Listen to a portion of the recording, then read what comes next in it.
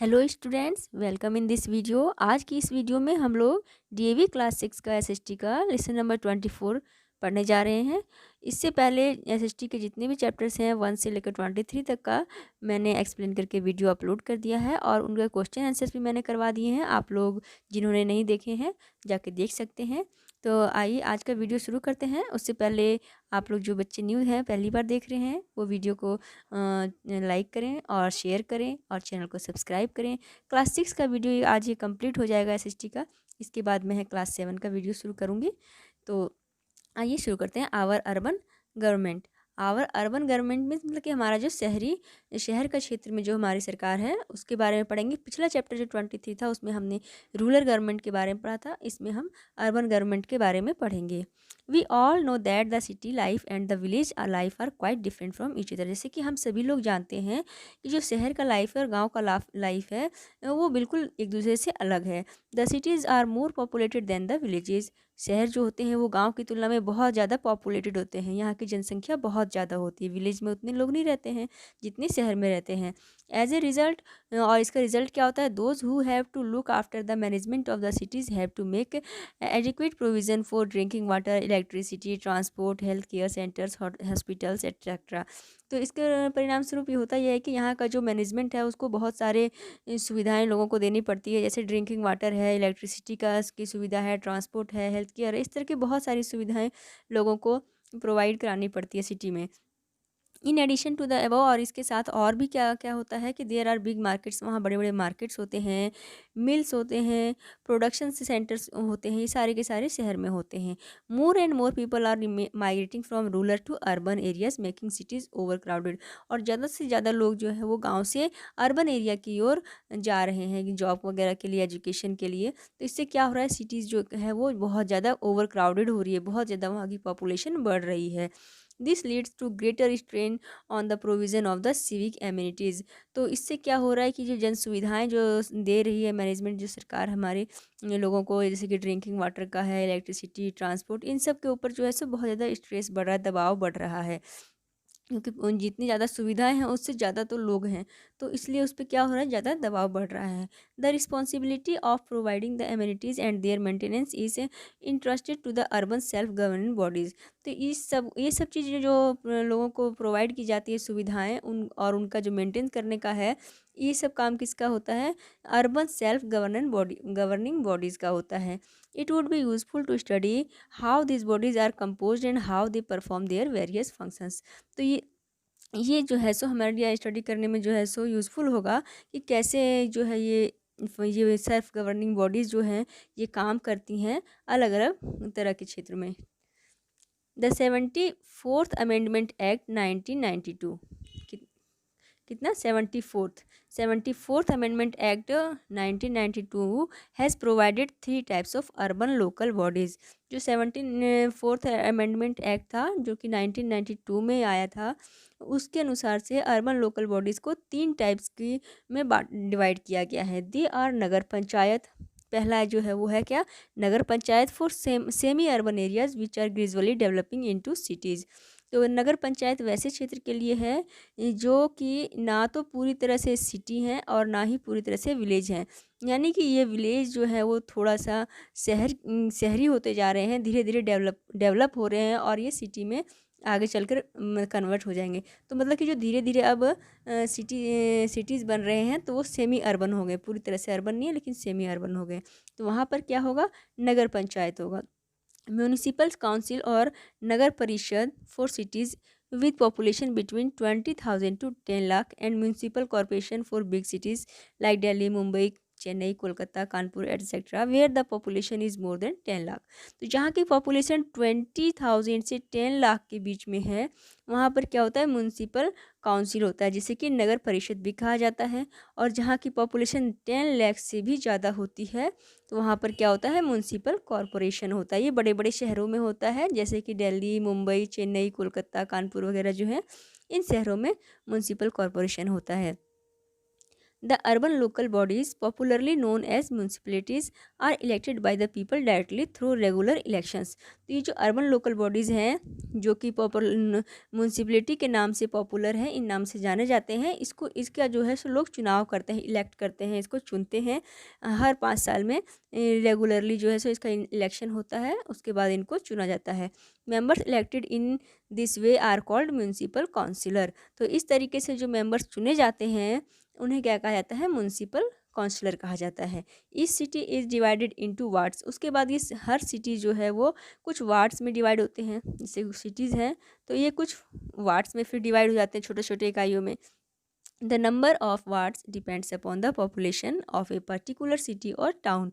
तो जो वार्ड्स कितने होंगे वो किसी सिटी या टाउन का जो पॉपुलेशन है उस पर डिपेंड करता है। अगर कोई सिटी जो है वो बड़ा है, बड़ा शहर है, तो उसमें ज़्यादा वार्ड बनेंगे, ज़्यादा वार्ड होंगे। और जो अगर कोई छोटा है तो उसमें कम ही बनेगा। अगर वहाँ ये इसके ऊपर डिपेंड करता है कि वहाँ का पॉपुलेशन कितना है। If a city has a large population than the number of ward is more. अगर किसी शहर का पॉपुलेशन बहुत ज़्यादा होता है तो वहाँ वार्ड की संख्या ज़्यादा होती है। The voters elect one representative from each ward for a period of 5 year. जो वोटर्स होते हैं वो अपने रिप्रेजेंटेटिव को मतलब 5 साल के लिए चुनते हैं। हर एक वार्ड का जो मेंबर होता है उसको 5 साल के लिए वोटर्स इलेक्ट करते हैं। The age to become a member can not be less than 21 years. और कोई सा भी मेंबर बनने के लिए, वार्ड का मेंबर बनिए चाहे म्यूनसिपल काउंसिलर सब, तो उसके लिए क्या है कि 21 ईयर से कम का एज नहीं होना चाहिए। उससे ज़्यादा हो सकता है लेकिन उससे कम का एज नहीं होना चाहिए। Some wards are reserve for scheduled caste, scheduled tribes, other backward caste. 1/3 seats in each municipality are reserve for women. तो ये वार्ड्स होते हैं, वार्ड्स के जो मेंबर होते हैं, इनकी कुछ सीटें जो है वो रिज़र्व होती है कि जैसे कि ये सिटी है तो यहाँ पे कुछ वार्ड हैं। तो मान लीजिए कि एक ये वाला वार्ड जो है वो रिज़र्व है शेड्यूल कास्ट के लिए, शेड्यूल ट्राइब के लिए या फिर अदर बैकवर्ड क्लास के लिए। इस तरह से करके मतलब क्या है कि कोई कुछ वार्ड्स जो होते हैं वो इन सब के लिए रिज़र्व होते हैं। और 1/3 सीट जो है, टोटल सीट जितनी भी है उसका 1/3 सीट जो है सो वुमेन के लिए रिज़र्व है। वहाँ से वुमेन कैंडिडेट ही इलेक्ट हो सकती है। नेक्स्ट है nagar panchayat. Town which are small than a city but bigger than a village have nagar panchayat. जो शहर छोटे होते हैं सिटी से लेकिन क्या होता है कि विलेज से बड़े होते हैं। जैसे कि अभी मैंने आपको बताया ऊपर में कि वो क्या होते हैं, सेमी अर्बन एरियाज जो होते हैं, यानी कि ना तो वो पूरी तरह से सिटीज़ हैं ना तो विलेज हैं। विलेज से बड़े हैं और सिटीज़ से छोटे हैं। ठीक है, तो ये क्या होगा, ऐसे एरियाज़ में क्या होते हैं, नगर पंचायत होते हैं। It is the smallest local body in urban areas. ये अर्बन एरियाज़ का सबसे छोटा बॉडी होता है। The number of members depends upon the population of the town. और इसके मेंबर्स कितने होंगे ये वहाँ की पॉपुलेशन पे डिपेंड करता है कि उस टाउन में कितनी पॉपुलेशन है, उसके अकॉर्डिंग वहाँ पे मेंबर्स की संख्या होती है। The chairperson of Nagar Panchayat is elected directly by the people and the vice chairperson is elected by the members themselves। जो चेयरपर्सन होते हैं नगर पंचायत का वो डायरेक्टली लोगों के द्वारा चुने जाते हैं और जो वाइस चेयरपर्सन होता है वो मेंबर्स के द्वारा चुने जाते हैं।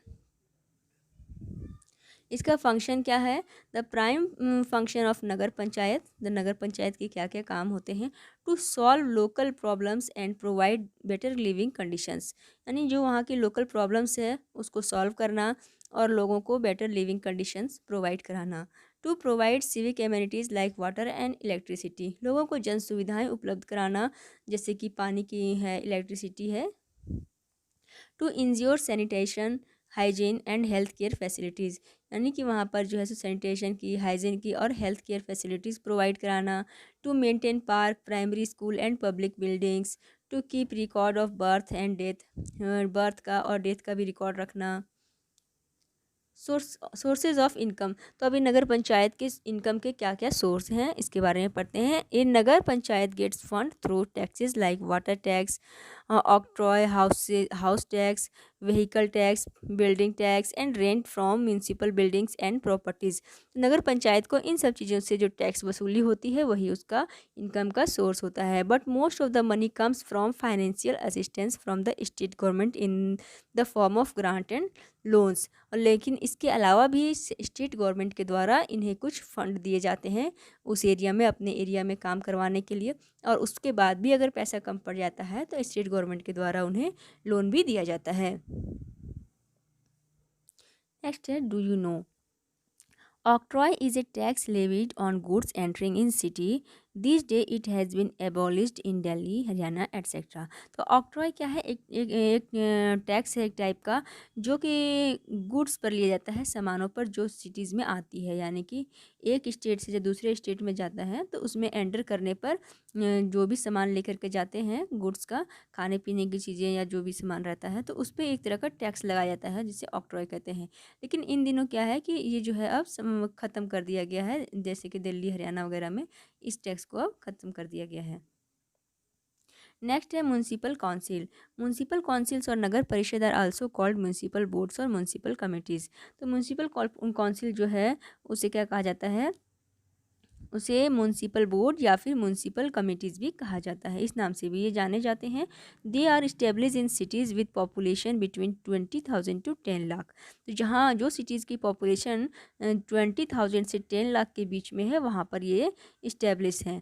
The number of members vary from 15 to 60 and are directly elected by the people for every 5 years. तो इसके मेंबर्स जो हैं सो वो कितने 15 से 60 के बीच वेरी करते हैं, जैसा एरिया छोटा या बड़ा जिस तरह होता है उसके अकॉर्डिंग जो है यहाँ के मेंबर्स की संख्या जो है वो डिपेंड करती है। अगर छोटा एरिया है तो वहाँ 15 है, कहीं 20 है, 30 है, 60 है, मतलब मिनिमम 15 से लेकर के मैक्सिमम 60 तक इसके मेंबर्स होते हैं जो लोगों के द्वारा चुने जाते हैं 5 ईयर्स के लिए।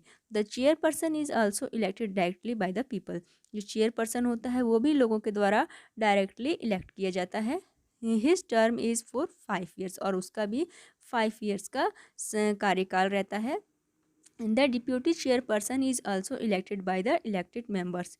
जो डिप्यूटी चेयरपर्सन होता है वो किसके द्वारा इलेक्ट किया जाता है? वो जो इलेक्टेड मेंबर्स आते हैं ना, जो 50 to 60 के बीच में रहते हैं जो मेंबर्स, उनके द्वारा ही इनको इलेक्ट किया जाता है। वे जो मेंबर्स आ जाते हैं इलेक्ट होकर के लोगों के द्वारा, तो फिर ये मेंबर्स जो है वो डिप्यूटी चेयरपर्सन को चुनते हैं। This meetings of municipal council are held regularly and are presided by the chairperson. तो जो चेयरपर्सन होता है उसके द्वारा क्या म्यूनसिपल काउंसिल की मीटिंग जो है वो रेगुलरली उसकी अध्यक्षता में ली जाती है। मतलब कि चेयरपर्सन जो होता है वो उसमें वहाँ उसकी अध्यक्षता करता है, और उसकी अध्यक्षता में म्यूनसिपल काउंसिल की जो है वो मीटिंग्स रेगुलरली होती है। An executive officer who is appointed by the state government looks after the general administration of the city। एक एग्जीक्यूटिव ऑफिसर होता है जिसको स्टेट गवर्नमेंट के द्वारा अपॉइंट किया जाता है, वो सिटीज़ के एडमिनिस्ट्रेशन का देखरेख करता है। He acts like a link between council and state government.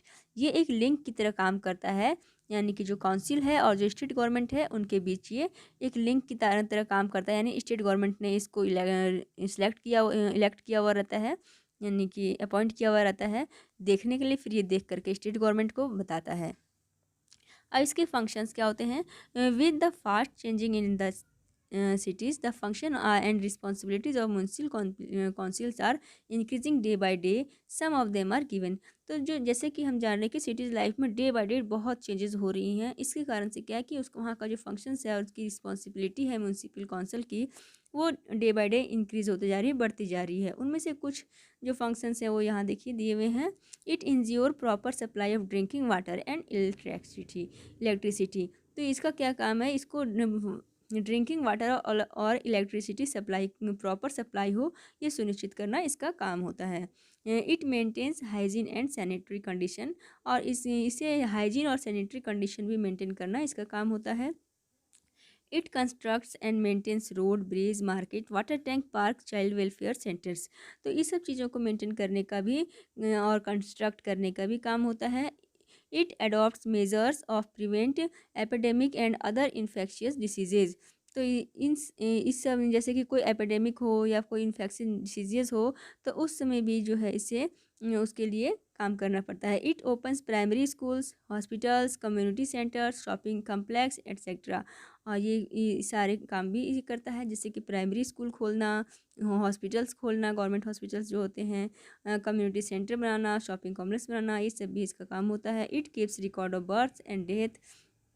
It penalizes those hawkers and shopkeepers who adulterate eatables or other items। तो इसका काम और क्या होता है कि वैसे हॉकर्स और शॉपकीपर्स जो कि ईटेबल थिंग्स में या फिर और भी कोई आइटम्स में एडल्ट्रेट करते हैं, यानी कि मिलावट करते हैं कोई चीज़ को, उनको पेनालाइसिस करता है, उनको दंडित करना भी इनका काम होता है। सोर्सेज ऑफ इनकम, तो इसके इनकम के क्या सोर्स होते हैं? The municipal council collect money from various taxes, कई तरह के टैक्सेस से मनी कलेक्ट होता है। And get rent from municipal buildings, और जो म्यूनसिपल बिल्डिंग्स होते हैं उससे उन्हें रेंट भी मिलता है। They also receive annual finance grant from the state government, और स्टेट गवर्नमेंट से भी उसे एनुअल फाइनेंशियल ग्रांट मिलता है, यानी कि एनुअल मतलब कि साल में उन्हें कुछ वहाँ अपने एरिया में डेवलपमेंट के लिए, ये सारे काम करने के लिए भी उन्हें फंड मिलता है, पैसे मिलते हैं। नेक्स्ट है municipal corporation. The big cities with A large population have a municipal corporation और नगर निगम। बड़े बड़े शहरों में जहाँ की पॉपुलेशन बहुत ज़्यादा है वहाँ पे म्यूनसिपल कॉरपोरेशन होता है, जिसे कि नगर निगम भी कहा जाता है। Since the problems of such cities are more complicated in nature and are difficult to solve, the responsibility to a municipal corporation increases. तो ऐसे शहरों में क्या है कि अब जो है सो बहुत सारी शहरों में अब जैसे कि देखा हमने कि कई तरह की समस्याएं दिन ब दिन बढ़ते ही जा रही हैं शहरों की, और ऐसे में ये सारी जो है सो बहुत कॉम्प्लिकेटेड होते जा रही हैं इन सब डिफ़िकल्ट को सॉल्व करने के लिए। इसलिए म्यूनसिपल कॉरपोरेशन की जो रिस्पॉन्सिबिलिटी है अब वो बहुत ज़्यादा बढ़ती जा रही है। Therefore the day to day work is looked after by various committees consisting for 5 to 12 members headed by chairperson from among the members.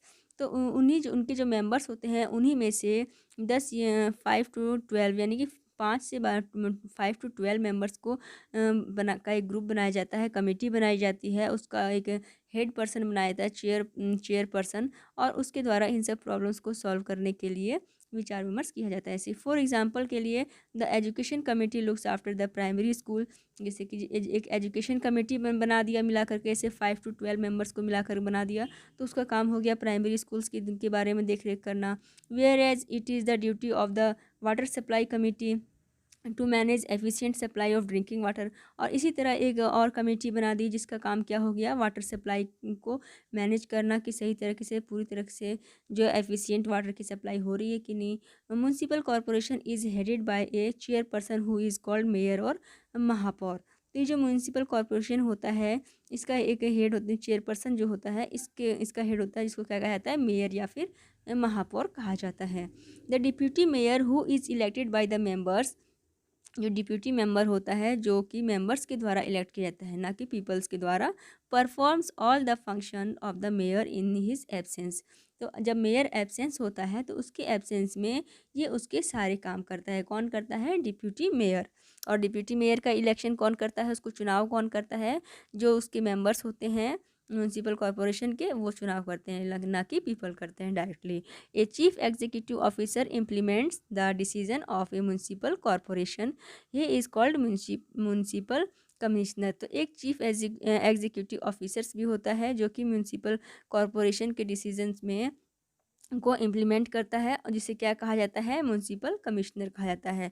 He is appointed by the state government, और इसका appoint कौन करता है, इसको state government करता है। He implements the decision taken by the house and supervise the work of the municipal corporations. तो इसका काम क्या होता है, जो म्यूनसिपल कॉरपोरेशन द्वारा जो काम किए जाते हैं उसका सुपरविज़न करना, और उनके जो डिसीजंस होते हैं उनको इम्प्लीमेंट करना इसका काम होता है। इसके फंक्शन क्या होते हैं, ये म्यूनसिपल कॉरपोरेशन के क्या फंक्शंस होते हैं देख लेते हैं। Important function perform by the municipal corporation: sanitation and cleanliness including removal of garbage and cleaning the drains, यानी कि सैनिटेशन करना, साफ़ सफाई करना, जिसमें कि क्या है, गार्बेज रोड वगैरह पे जहाँ भी कूड़े वगैरह पड़े रहते हैं उसकी सफाई करवाना, उसको उठाना, नालियों की सफाई करना, vaccination and inoculation against diseases and epidemics, जैसे कि अभी के टाइम में चल रहा है कोरोना। तो अभी इसके टाइम क्या है कि तो जो वैक्सीन आएगी तो क्या डायरेक्टली गवर्नमेंट जो है सेंट्रल गवर्नमेंट के द्वारा थोड़े ना लोगों तक पहुंचाई जाएगी। वो सेंट्रल से स्टेट में आएगा, स्टेट से डिस्ट्रिक्ट में आएगा, फिर डिस्ट्रिक्ट से फिर वहाँ के नगर निगम नगर पालिका जो है उसमें जाएगा, फिर वहाँ से वार्ड में जाएगा। तो इस तरह करके स्टेप वाइज होता है। तो जो सबसे नीचे का स्टेप होता है इसमें, तो ये बड़े शहरों में जो होता है उसमें म्यूनसिपल कॉरपोरेशन का ही काम ये होता है। मेंटेनेंस ऑफ हॉस्पिटल्स और डिस्पेंसरीज, हॉस्पिटल और डिस्पेंसरीज जो है उनको मेंटेन करना, supply of drinking water supply करना, construction and maintenance of roads, bridges, flyovers, street, subway, community centres, parks etcetera. तो इन सब चीज़ों की का कंस्ट्रक्शन कराना और उनको मेंटेन करना, सप्लाई ऑफ इलेक्ट्रिसिटी और इलेक्ट्रिसिटी की सप्लाई भी करना। तो आज हम इसका यहीं तक पढ़ेंगे, बाकी का फिर हम इसका नेक्स्ट पार्ट में पढ़ेंगे। आई होप आप लोगों को यहाँ तक अच्छे से समझ में आया हो। तो please share this video and like this video and subscribe my channel. Thanks for watching.